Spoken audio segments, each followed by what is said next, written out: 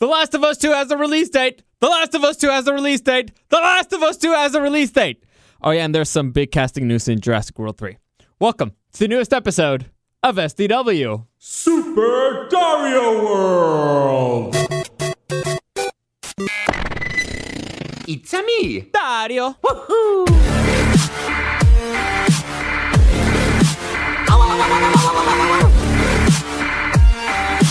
Let's go! Alright, so I'm gonna make this one a quickie because I am fucking exhausted. I'm dead. I helped Sky move into her new house yesterday, her new old house, which is still technically a fucking... The house is a mess, by the way. It's a beautiful house, great property, but it doesn't even have a front door. Like, literally, one of the first things that I asked Sky when he got there is, you guys know you don't have a front door, right? It's like, if you bring stuff into the house and it doesn't have a front door, they can steal it. People can steal it. So, you know what? It's not my stuff, so we didn't really give a fuck. But I'm exhausted. Getting every single thing out of that pod was a nightmare. Putting it in, super easy. Taking it out, apparently, kind of difficult. Especially because we had to get it in through a very tiny little hallway, and you had to maneuver it. I can't tell you how many times we yelled out, "Pivot! Pivot!" And my kid brother went out there to help me too, and he just went Hulkamania on it. Brother, yeah, I can do it. Whenever he couldn't do it, he just went Hulkamania. That's how tired he was. Like, he was fucking delusional, and like, brother, we can do it. We can just So it was nuts. It was nuts. But we got it done. So yeah, that's what I did yesterday.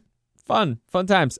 Today, but before I forget, I put out my review for Call of Duty Modern Warfare. I was part of the beta test for week 2. I put it up on, again, reviewnation.net. You can find it right there. You can also find it on my YouTube channel, Super Dario World Podcast, if you want to check it out. Or if you want just a 10-second review right here, right now. I loved it. It was a lot of fun so far. It has a few bugs, but it's looking to be maybe the best Call of Duty yet. Not kidding, not exaggerating. They're not paying me to say that. It's legit what I think. So, honestly, I'm going to get it. If I can get it for free, it's even better. But yeah, I will get it for sure.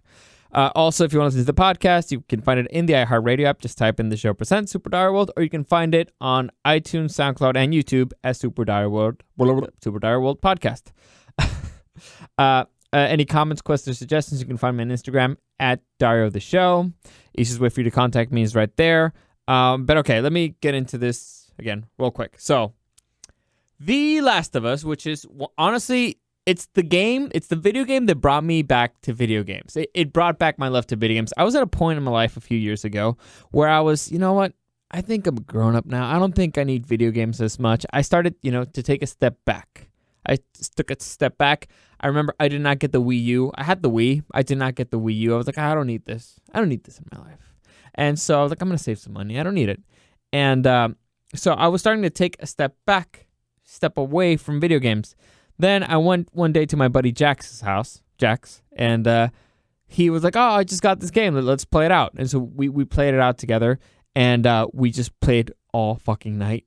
It was so good. The opening chapter is heartbreaking. For those of you who don't know what The Last of Us is basically imagine a zombie world, a video game about zombies. Pretty much. It's way more complicated than that, and the story is just, it's so good. It's the story, the thing that got me.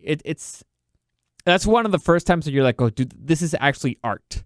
I'm actually like living art. I'm living a beautiful story in a beautiful setting, and it looks fantastic. And people can complain about the gameplay as much as they want. I loved it from beginning to end. Everything. It's a story that just gets you. It gets you. Joel, Ellie, you love them. Anyway, so it's the game that brought me back to video games. And they've been ever since the game was finished. People have been clamoring for part 2. Last of Us part 2. I wanted it to, but a part of me was like, you know what? That story's done. I'm happy with the way it ended. The ending was great. I don't need any more. I'd be happy if they just leave it there. Then a few years later, Naughty Dog confirmed it. Naughty Dog is the developers, and they said it. Okay, we're making a part 2, and I lost my shit.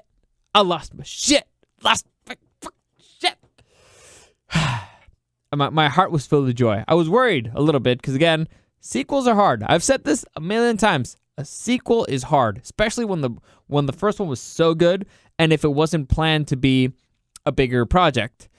Then I saw the first trailer for it, and it was like, holy fucking shit, this looks awesome. It was just a teaser trailer, but it looked so heartbreakingly beautiful. And then you saw the gameplay trailer, and it looks nuts. And now finally, well, and for a really long time, we hadn't heard anything about a release date. We hadn't heard anything about anything. Now, finally, I honestly expected it to come out for the PS5. I expected that. But now, finally, Naughty Dog has announced that The Last of Us Part 2 will be released on February 21st, 2020. That's right. February 21st, 2020. That's not even 6 months away. All right? Right now, we're in the 9th month of the fucking calendar. We have 3 months left in this year and then 2 more. That's it. That's it. That's it. And then Last of Us here. So it's less than 5 months. Less than 5 months. It's insane. Honestly, it's not really insane, but I love it. I'm so happy that it's coming out so soon. I just hope that it's actually a finished game. Complained about this a lot for years, that I hate it when somebody just brings out a game and it's not fucking finished. It's like, imagine, and then afterwards you have to pay to get the full fucking story. That was my big complaint with Borderlands. Well, the first Borderlands, that the ending sucked, and then they had to make another ending for it, but you had to pay for it in a DLC. Fuck you guys. Make a good ending from the beginning. Finish the whole fucking game, and then if you want to do like a little extra something, I get it, but finish the game first, right? Finish the game first. It's like going, I've used this example a billion times, and I keep using it because it's the best one. Imagine you go to a restaurant, and you order, I don't know, steak, and then the steak comes rare. Like, what the fuck? I mean, it is a steak, but you need to fucking cook it. Or they give you the steak, but they don't give you any potatoes. They don't give you, like, any, not even fucking rice, the beans, nothing. It's just, like, the plain old steak. Like, no, give me the whole fucking meal. This is what I'm paying for. I'm paid for the whole fucking meal. No, I have to wait for you to finish it. That's why I like pre-ordering games, because I like the pre-order bonuses. But, when you get it, and then it turns out that you have to wait for them to fix a few bugs because immediately after release, I don't play a game immediately after the release. There's very few that I played as soon as they were out.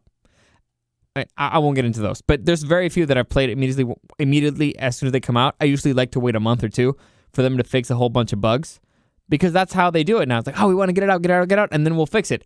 Fuck that. Make it, perfect it, and then release it. How about that? How about you finish something and then you release it? Huh? Cook the steak before you send it over to the table. Huh? How about that? Huh? Anyway, I don't know how this turned negative. I guess I'm tired and that's where my brain goes. But Last of Us Part 2, February 2020. It's coming out, baby!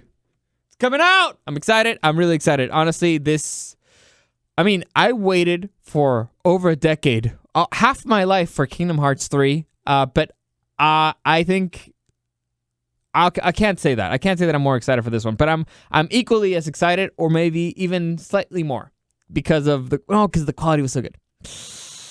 I'm really excited. Okay, I'm really excited for this one. I got high expectations. I got high hopes. I'm really excited that it's coming out soon, and yeah, I'm looking forward to it. So hopefully you're looking forward to it too, and you're hopefully as excited as I am.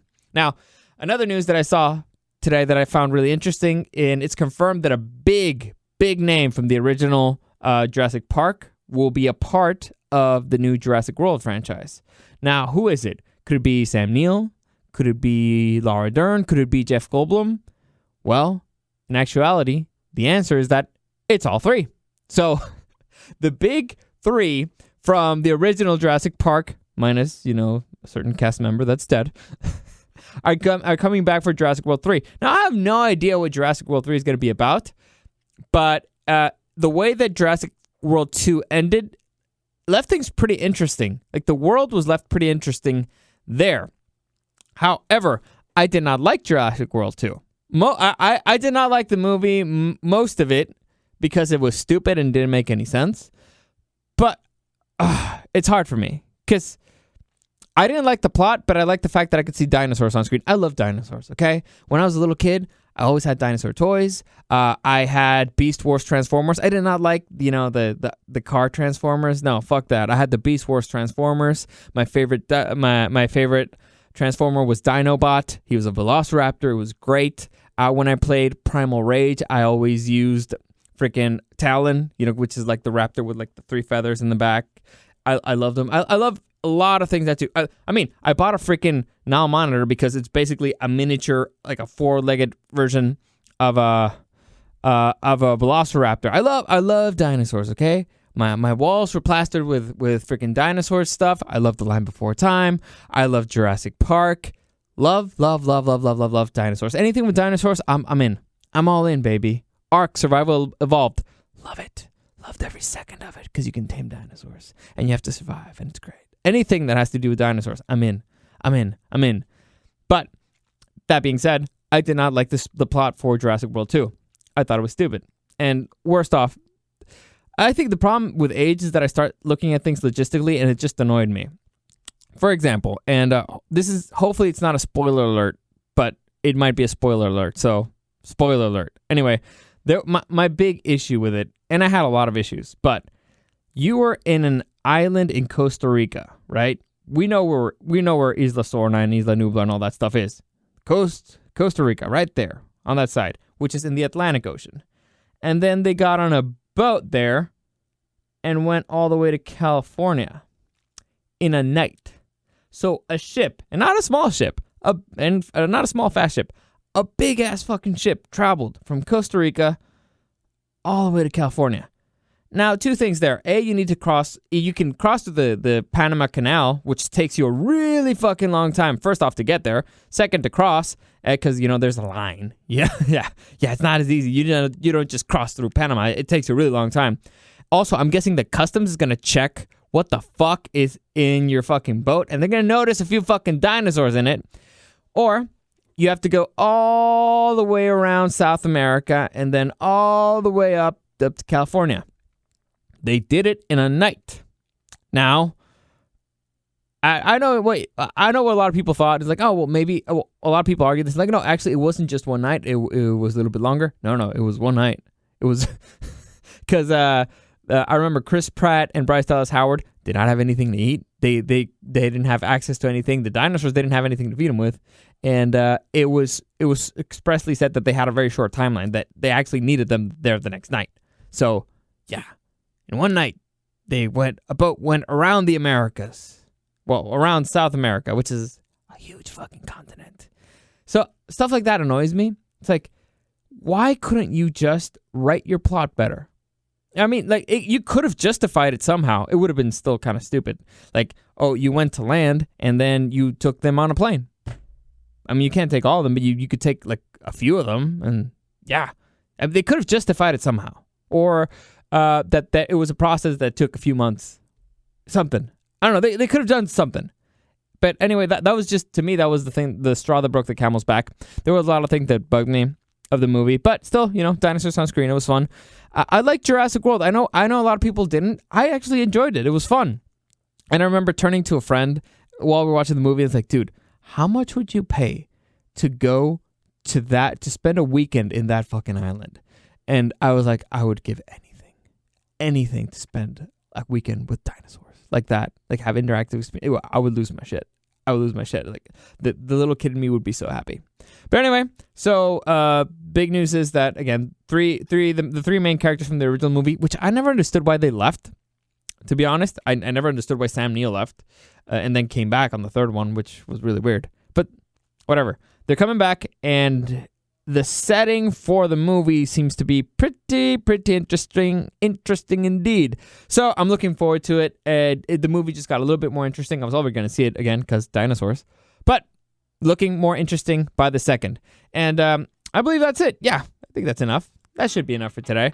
And as always, any comments, questions, or suggestions, you can find me on Instagram at Dario the Show.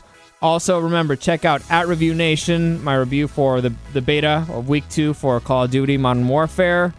And that's it. As always, thank you for listening, and I'll see you again tomorrow.